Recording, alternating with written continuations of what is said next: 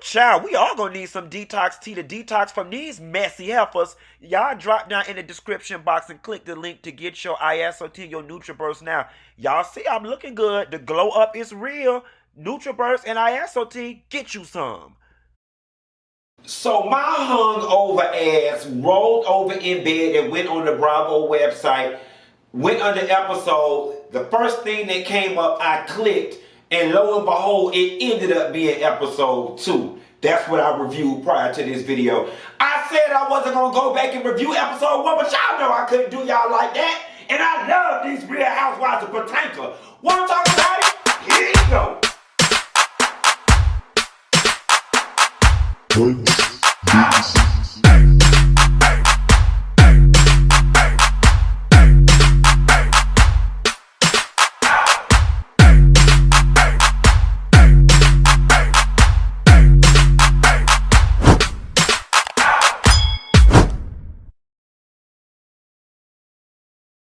Now, so girl, I guess me pushing, pumping, and pressing through the episode 2, thinking it was episode 1, shook my hangover and my headache and gave me the energy necessary to come back and give y'all the proper review for episode 1. Forgive me, Lord, no more mojitos on Sundays for me. At any rate, the episode opens up and we find out one or two things, or two things. Karen got a new house and Monique done turned the thing into Love and Hip Hop. Yes, God, honey, it opened up. And Gizelle said for 5 years, we have been able to be above the stereotype. And she came along and killed it in 5 minutes. And it was like, ouch.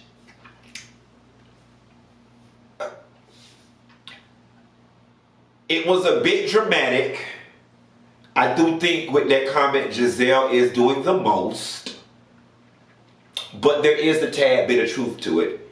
Gizelle, for the record, y'all have not risen or too far above the damn stereotype. Please don't get it twisted, honey. Y'all are not giving, royal family teas by no stretch of the imagination. Y'all managed to not get physical. That's the only deviation away from the stereotype that y'all managed to sustain for 5 years, and Monique is damaged. Please don't get it twisted. Y'all ain't that damn classy right there with your broke asses, tacky asses, and we gonna talk about it. At any rate, let's get into this damn episode before this get all deep. Monique and Chris got a bird, real cute, but keep that damn shit at your house. Do not be showing up to nobody's house with no nasty ass, pooping ass damn bird, especially damn Karen Huger. Like Karen said, can you please get a cage? You already know Karen about got Renaissance furniture in that new damn house, and you finna have that bird over there clawing up dumb people shit, okay? That ain't even Karen shit, that's dumb people shit. And that bird gonna be over there clawing it up. No, God, that's what Karen ass was damn worried about. But Karen, bitch, you got a whole nasty house, honey. Yes, God, you got back in Potomac, but it looked like you finna be down to the damn divorce court, according to what you told Monique about rape. Listen, I tell people all the time, you gonna pay on the front end or the back end, but you gonna pay. On the front end, it was cute that you was the young girl with the older man who had all the money. You was able to do things that your homegirls wasn't able to do on the front end. The trade-off is on the back end. Your husband goes from your husband to a patient that you got to care for. You know what I'm saying? Or somebody that's ready to sit down while you still ready to shuck and jive. That is the cost. That debt has now come due.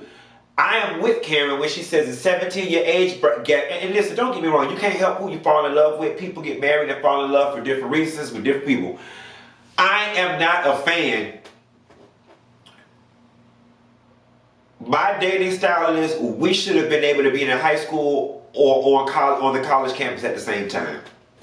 That's my range. So what's that? That's like a 5-year, 6-year max. We should have been able to be on the college campus at the same time, all things constant.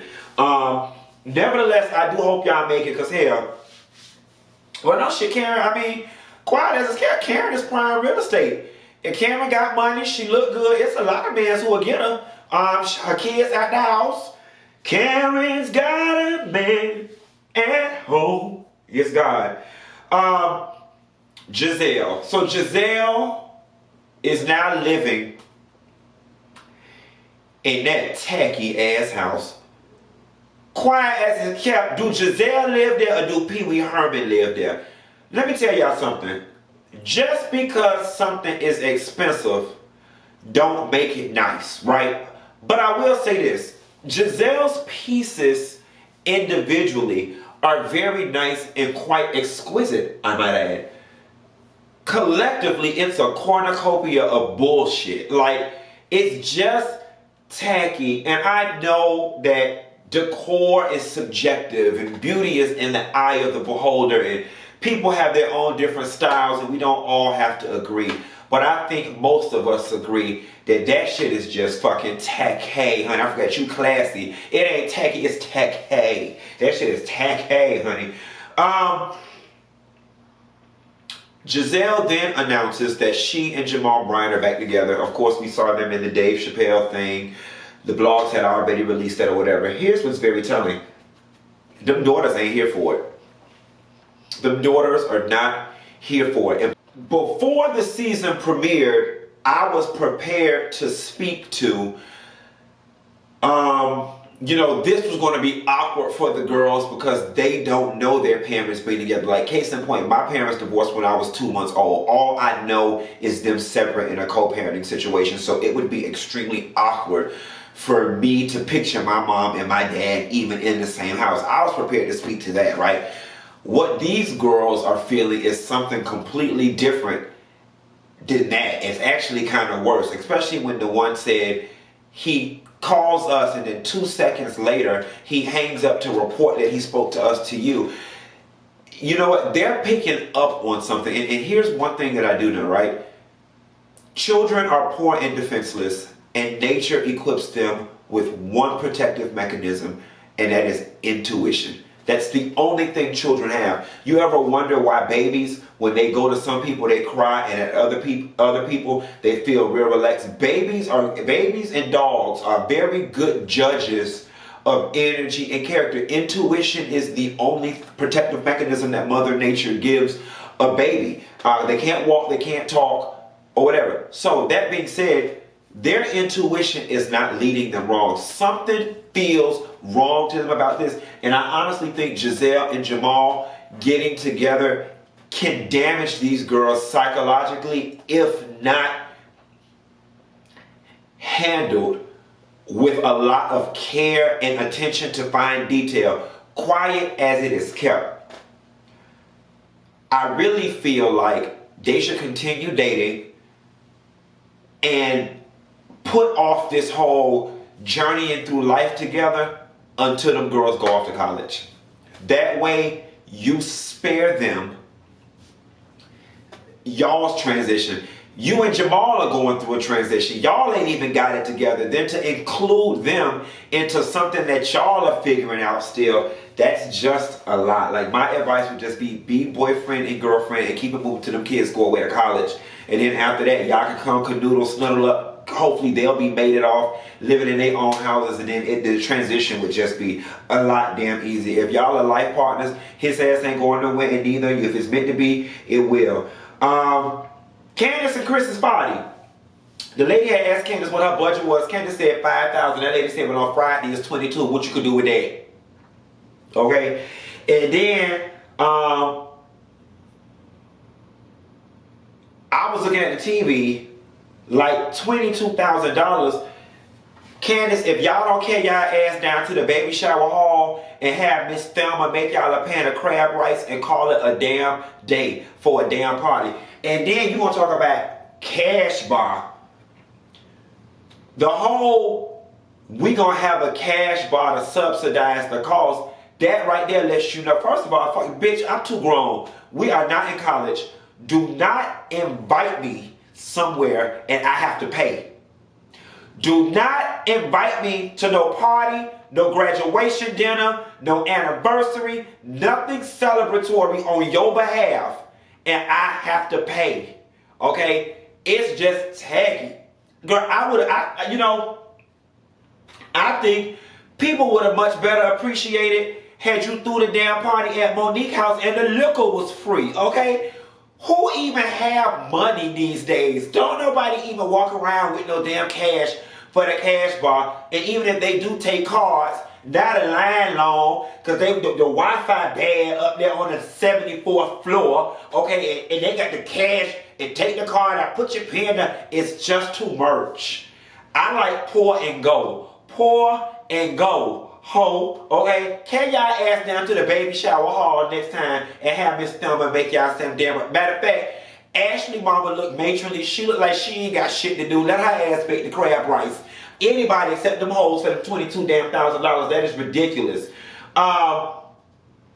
Ashley, Michael, and Dean. Dean is a very cute baby. Very, very, very cute. All right, Robin and her kids. Robin and her kids want her to move into a bigger house.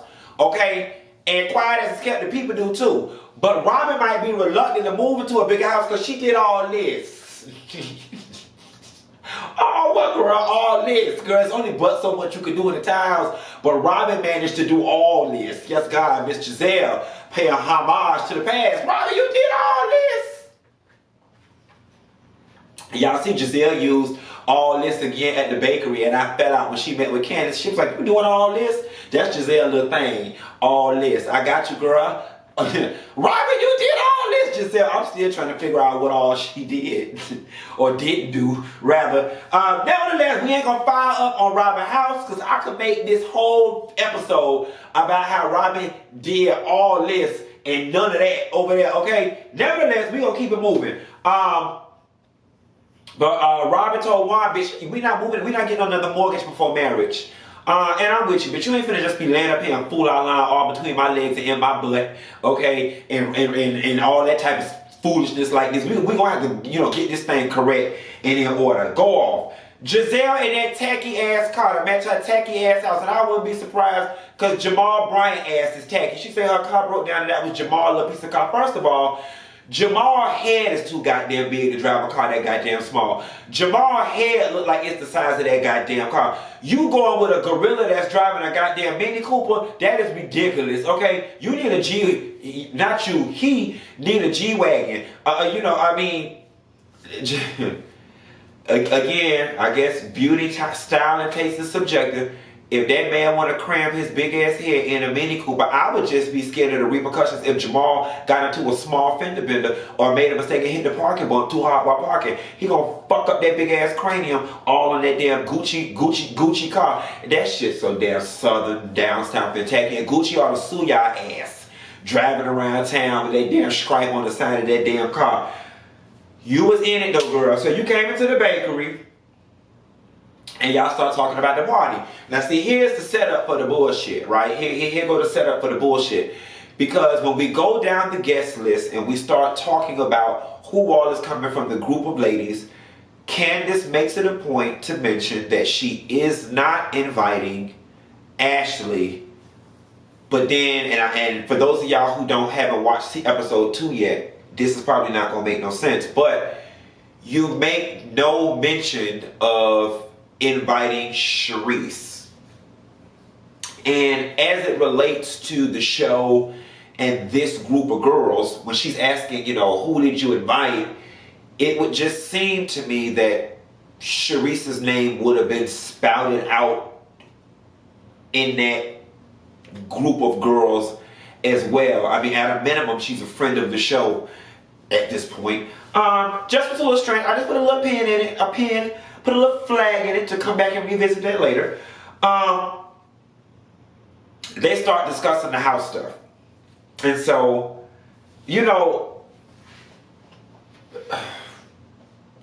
I don't want to double speak, right? Because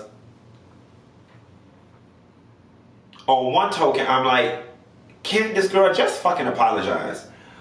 On the other token, I'm like, well, Gizelle, how can you get mad and you started it? You know what I'm saying? Here's the thing, right? What I don't like about Gizelle. I've always said, you throw a rock, don't get mad at me because you threw a rock and I hit you back with a boulder. quite as far as I'm concerned, I'm really not understanding why Gizelle is so upset about what Candiace said. Because for me, the reads were equal. The reads were equal. Now, Candiace gut punched that ass. But Gizelle's read was subtle. Y'all was chuckling. And y'all know that Candiace, with the mama paying for stuff, is a sore spot for her. And y'all was sitting up there chuckling and subtly saying she's delusional for looking at a $2-something million house and she gonna need her mama money again. Look at baby immature Candiace, still need her mama's money. That's what that chuckle was. And she called y'all, that bitch said, Candiace told that ass, you bought a tear down and trying to call it a home, and she called it a $900,000 cabin.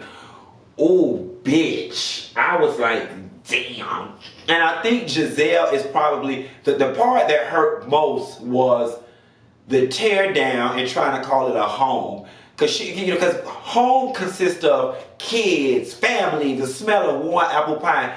And that bitch said basically like you got a pissy grocery store box from under a bridge like homeless people live in and trying to turn that shit into a home for your children. Woo! Candiace girl, yes God, bitch. One point, Candiace did that. Now that I think about it, yeah, Gizelle got a little reason to be mad, but you started the shit there with Gizelle. Ashley and Monique. So Monique comes over to Ashley's house, and the most interesting thing about that damn scene was the fact that Monique potty training them little geniuses at 4 months. Yes, God, Monique. You know, part of me, you know, it's so funny because part of me has a very evolved parenting style. The other part of me is like, leave some things traditional. Like, is that too much pressure to be putting on a 4-month-old? For them to have to learn how to win it with their urges, trying to make them pee? I was impressed. I really was impressed. Monique and Ashley began talking about Candiace's party in the invite list and how Ashley was excluded from the list, and that, you know, that's not something that Michael would want to go to. Then they give us the flashback of Michael and Chris going back and forth, and I had forgot all about it. And I'm like, you know what? I'm glad that both ladies realized that that was just not the place for them to be. I'm totally with Candiace for not inviting Ashley, and I'm totally with Ashley for not feeling no ways tired about not wanting to go, because we not friends. I guess kind of how Letitia should have stayed her ass home from male personal event. Then we get down to this cash bar ass party. Candiace, we changing your name to Cash Bar. Fuck Cash Doll. Entering the stage is Cash Bar singing the national anthem. They get to this Cash Bar based ass party, and we get introduced to Wendy. So I thought, if y'all see my previous video, when Wendy with the orange face walked in and had dinner with Candiace, that was her first time stepping on the scene. I stand corrected. We meet Wendy with the proper face color at the Cash Bar based party. Or whatever. Wendy walked in. Now, Karen, I got an issue to pick with you. Because Karen was like, you know, I know Wendy. I've seen her at some events. We sit on some boards. I'm not impressed. Karen, either there's some hateration in the room or you feel threatened by Wendy, because Wendy, by all stretches of the imagination, is pretty impressive. Like, it ain't even about blowing smoke up her ass because she's a PhD or falling over for her because I'm an educational elitist. Wendy's very impressive.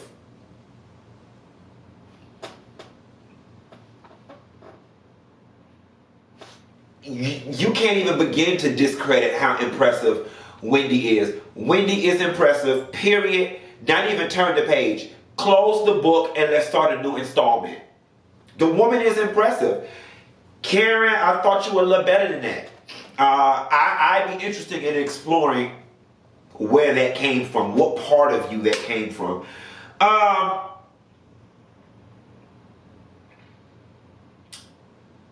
Then Gizelle walks in. Gizelle, you one tacky bitch with that ugly ass Angel Brinks shit you had on. I guess that was Angel Brinks. So it looked like that. If it wasn't Angel Brinks, it was Angel Brinks inspired. That shit was damn ugly. It was tacky as all hell. All this blonde gold. That hair wasn't even blonde. It was gold. All this gold hair sitting on top of this black cat suit with all these diamonds and appliques. The shit was just fucking tacky. I didn't like it. Baby, I didn't like it. Candiace and Gizelle begin to discuss the issue.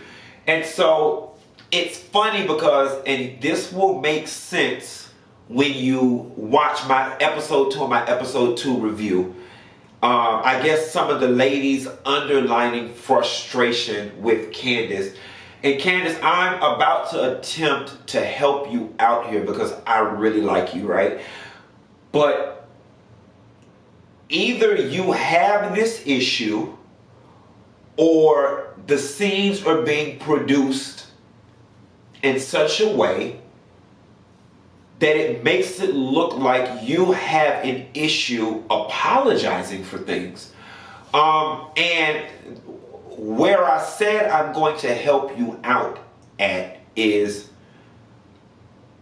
I am of the belief that you value principle over peace, where more mature people begin, more mature, not as in you're childish, mature as in aged, where older people value peace over principle. They're on some like, child, let her think she won, I'm just trying to quell this confusion.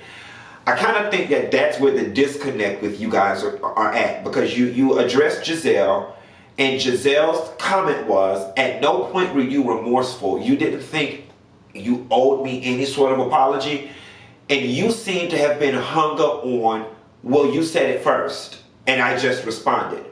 Which is true. Which is 100% true. But it seems like you can't get past that.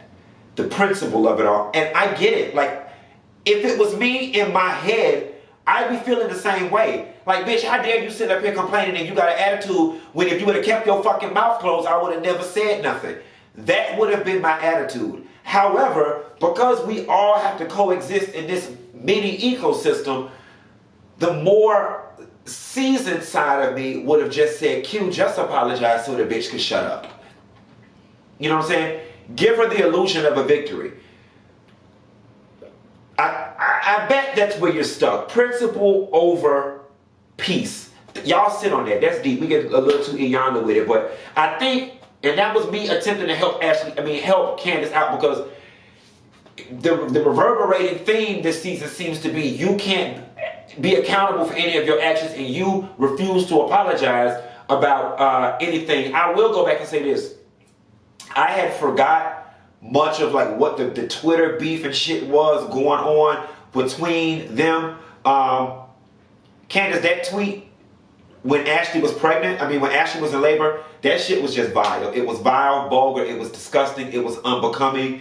You're better than that. And I'd be curious to know where it came from. It felt a little unsolicited. Like, was she tweeting while in labor and that prompted you to respond? Because to just find out she's in labor and then to tweet that's very nasty.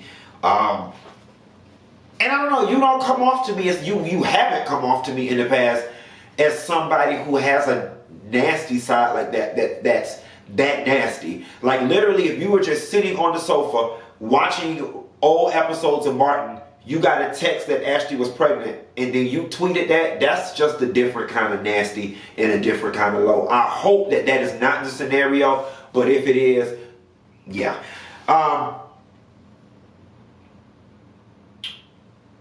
Robin gets there and hugs Sharice, and she's like, oh girl, where did Sharice come from? I could be wrong, but it didn't even feel like Sharice had a microphone on, because that scene with her and Robin, Sharice was talking, and you could barely hear what it said. You could barely hear what it is Sharice said, and the significance of Sharice having on a microphone or not is whether production is fucking with her or not. That's why I brought it up, or whatever the case may be.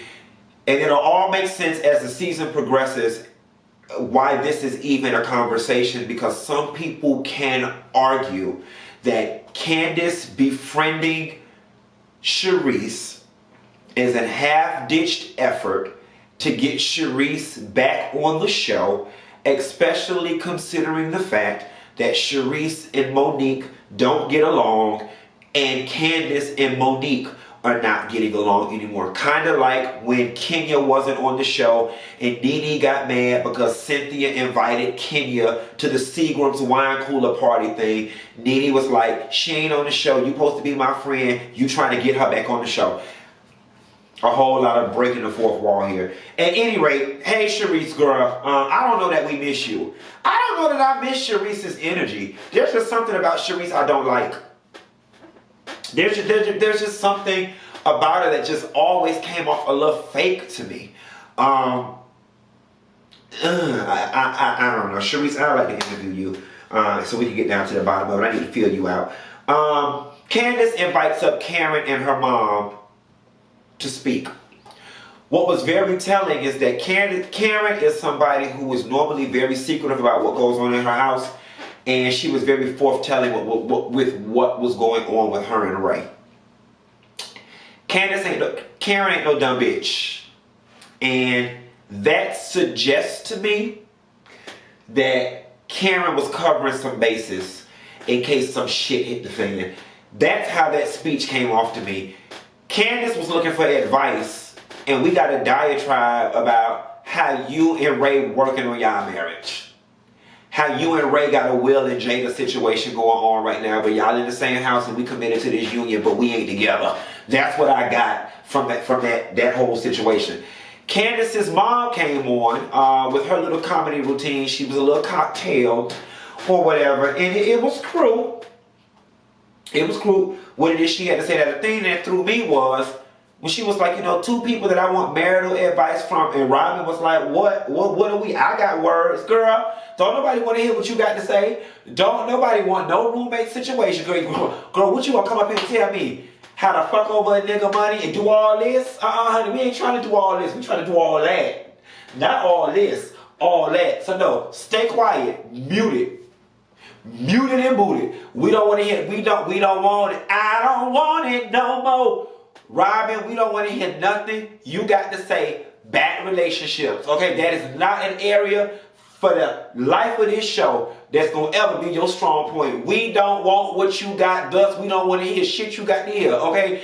Don't take advice from nobody you don't want to be like, and that's the God honest truth. And with that being said, y'all, here's the corrected review of the first episode of The Real Housewives of Potomac. And I'll call y'all host later. Be sure to like and subscribe, and I'm out. Bye.